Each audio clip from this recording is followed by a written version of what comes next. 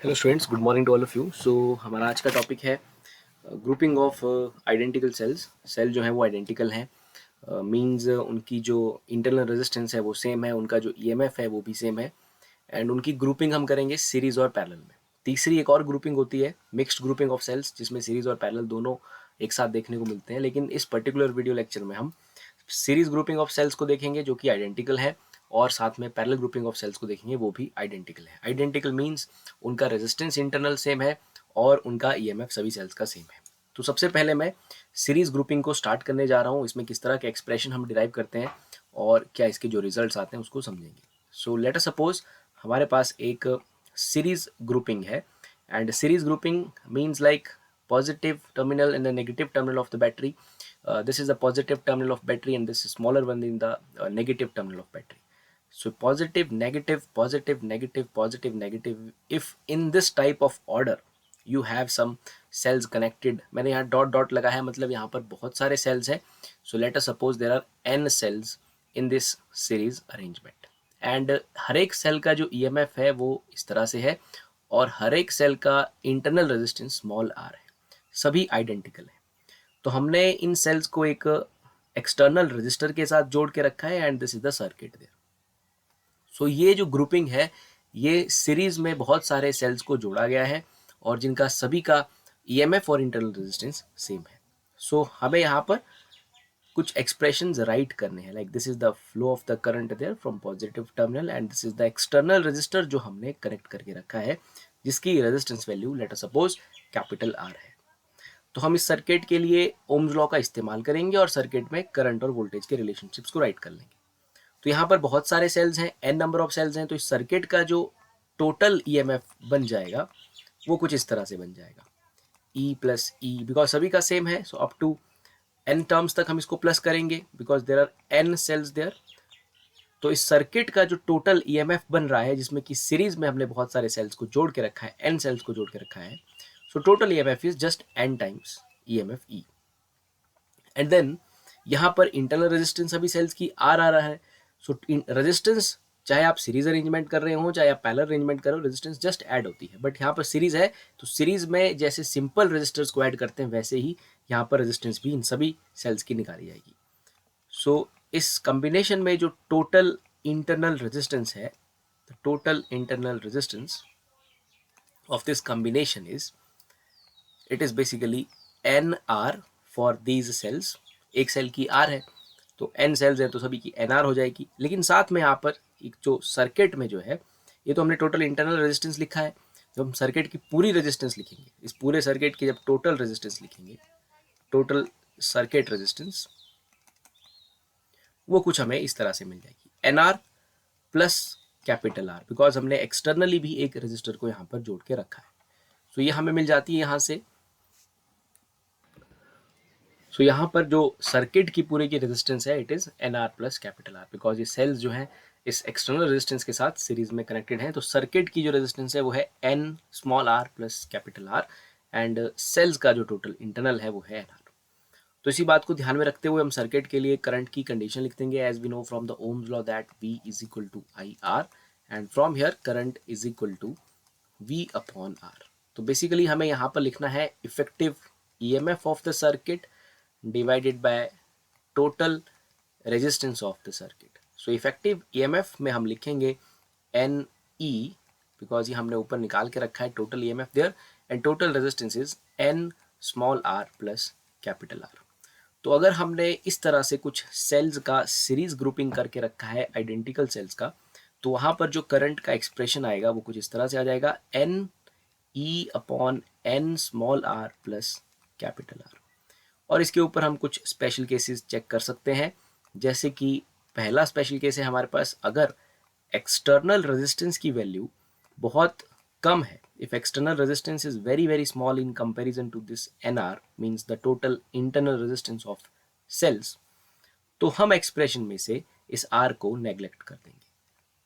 तो हम यहाँ पर इसे नेग्लेक्ट करेंगे, नेग्लेक्ट कैपिटल आर। सो हमारा जो करंट का एक्सप्रेशन है वो रिड्यूस होके कुछ ऐसा रह जाएगा, n E upon n small R. So n से एन कैंसिल हो जाएगा and the expression for current comes out to be E upon R only.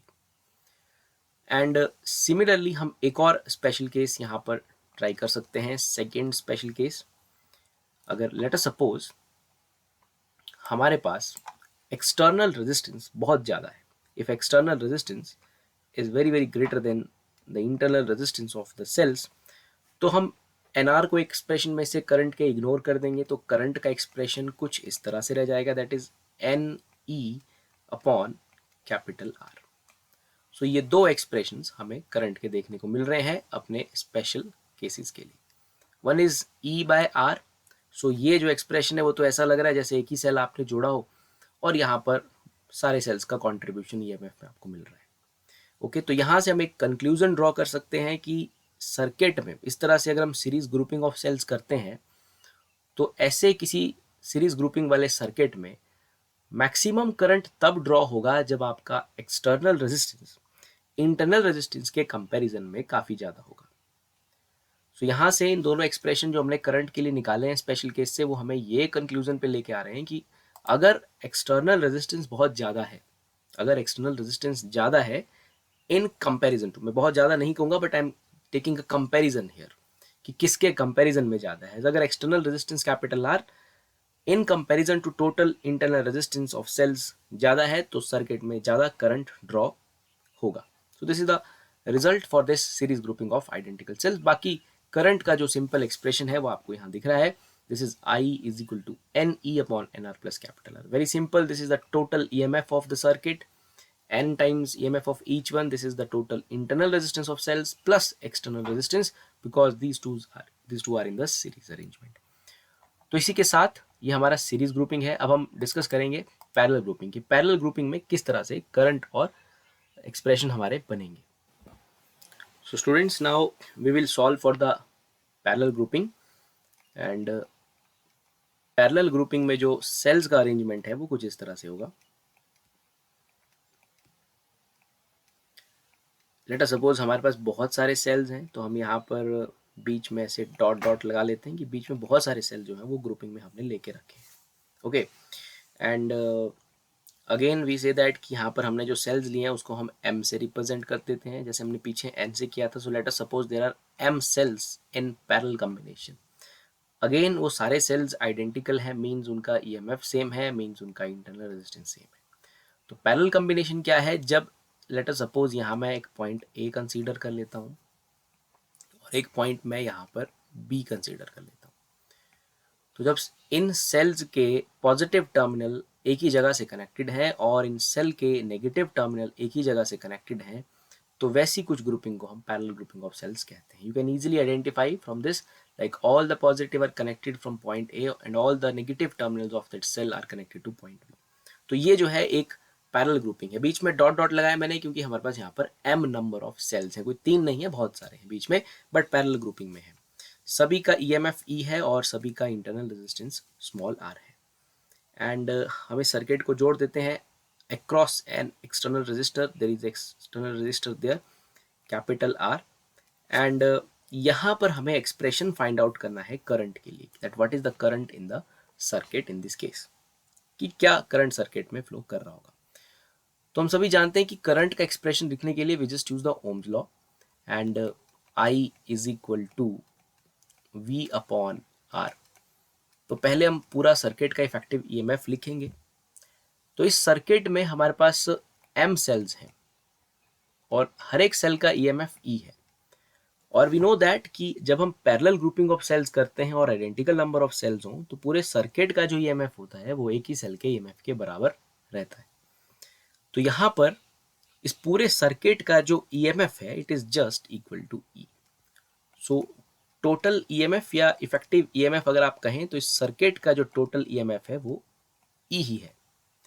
When you have parallel grouping of cells and each cell is identical there, and then the total EMF of this all number of cells is just equal to EMF of a single cell।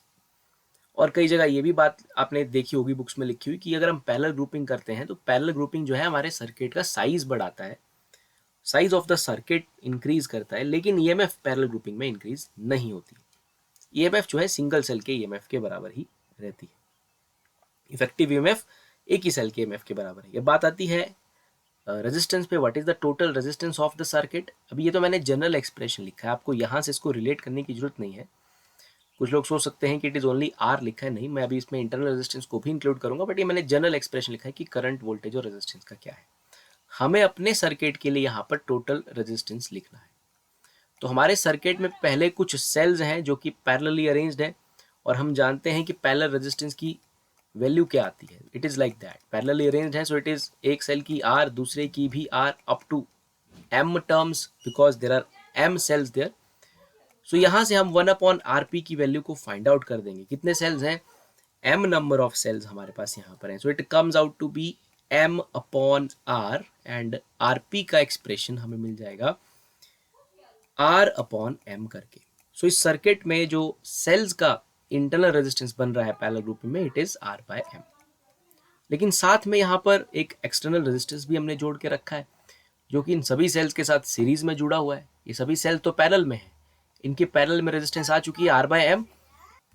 ये external resistor जो है capital R, ये सभी parallel sales के साथ बाहर series में है। तो हम सर्किट के टोटल ईएमएफ को, टोटल रेजिस्टेंस को लिख सकते हैं। तो सेल्स की जो पैरेलल में है वो r/m आ चुकी है, और हमारे पास जो हमारा एक्सटर्नल है वो इस r/m के साथ सीरीज में है। So total resistance of the circuit comes out to be r/m plus capital R. तो ये एक्सप्रेशन हमारे पास टोटल रेजिस्टेंस के लिए आ जाएगा। और अगेन हम वही करंट का रिलेशन लिखेंगे, current is voltage upon that effective EMF upon total resistance. तो इफेक्टिव ईएमएफ इस सर्किट की सिर्फ ई है, टोटल रेजिस्टेंस हमने निकाल दी है, it is just r/m plus capital R. So ये हमारे पास एक करंट का जो एक्सप्रेशन है वो आ जाता है। तो इसको थोड़ा सा हम सॉल्व कर लेते हैं। It is like E/R plus m is the LCM there, it is mr, और वो फिर m ऊपर चला जाएगा। सो ये कुछ इस तरह का एक्सप्रेशन हमें करंट के लिए मिल जाएगा। m times E, m means number of cells जो कि पैरेलल में थे, EMF means E there, R plus M into capital R. Capital R is the external resistance there, and small r is the internal resistance of each cell. और सभी sales का वो same ही है।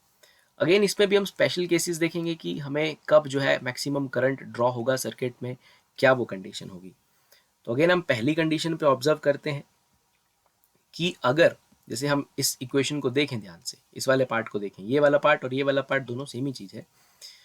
तो अगर R/m was what? It was the total internal resistance of these parallelly combined cells. If that R/m is very very greater or very large in comparison to capital R, तो हम expression में से capital R को neglect कर सकते हैं। तो हमारे करंट का जो एक्सप्रेशन है वो कुछ इस तरह से बन जाएगा, it is E/R/m। So it is greater than, और ऐसा भी कह सकते हैं कि R is very smaller than R/m parallel से, तो R को हमने नेग्लेक्ट कर दिया। So capital R is neglected there. तो करंट का एक्सप्रेशन कुछ ये बचेगा। So I comes out to be m times E/R। मतलब जितने भी सेल्स हैं सभी का मल्टीप्लीकेशन है, m सेल्स हैं, सो m मल्टीप्लाइज बाय E/R। इसी चीज को हम सेकंड स्पेशल केस पे अप्लाई करते हैं। We have also a second special case. Current का एक्सप्रेशन हमारे पास ऑलरेडी ऊपर था, ये हमारे पास करंट का एक्सप्रेशन था, इसी में ही हम स्पेशल केस नंबर 2 लगाएंगे। अगर R/m is small, so obvious सी बात है हम यहाँ पर R/m को नेग्लेक्ट कर देंगे, और करंट का एक्सप्रेशन हमारे पास कुछ इस तरह से आ जाएगा। So in that case current comes out to be E/R। आप इस एक्सप्रेशन को ऊपर चेक कर सकते हैं। It was the expression for current there. ये सर्किट के लिए, पूरे सर्किट के सारे कंपोनेंट्स को लिखते हुए लिखा गया था। अगर आपका कोई एक वैल्यू छोटा है, बड़ा है, तो आप एक को इग्नोर कर रहे हैं। So you have the expression that current is equal to E/R। तो ये करंट के एक्सप्रेशंस आपको स्पेशल केसेस में मिल रहे हैं, और आप यहाँ पर ध्यान से देखिए, आपको पहले वाले एक्सप्रेशन में सारे सेल्स मल्टीप्लाई होते हुए दिख रहे हैं, लेकिन बाद में आपको सिर्फ एक ही सेल का ईएमएफ और एक्सटर्नल रेजिस्टेंस R दिख रहा है। तो दोनों एक्सप्रेशन को देखते हुए वी कैन कंक्लूड दैट कि हमें सर्किट में पैरेलल ग्रुपिंग ऑफ सेल्स में मैक्सिमम करंट तब मिलेगा जब आपका जो एक्सटर्नल रेजिस्टेंस है वो स्मॉल होगा या वेरी लो होगा in comparison to the internal resistance of cells. So from these two currents, ये हमें करंट मिला है, this I is equal to m into E/R, ये तब मिला है जब R is low, external resistance is low, और ये इसके उल्टा मिला है, ये तब मिला है जब R is more या high in comparison to the internal resistance of that combination. तो ऐसी इक्वेशन को देखने के बाद यहाँ से क्लियर कट एनालाइज हो रहा है कि current is maximum when external resistance is low.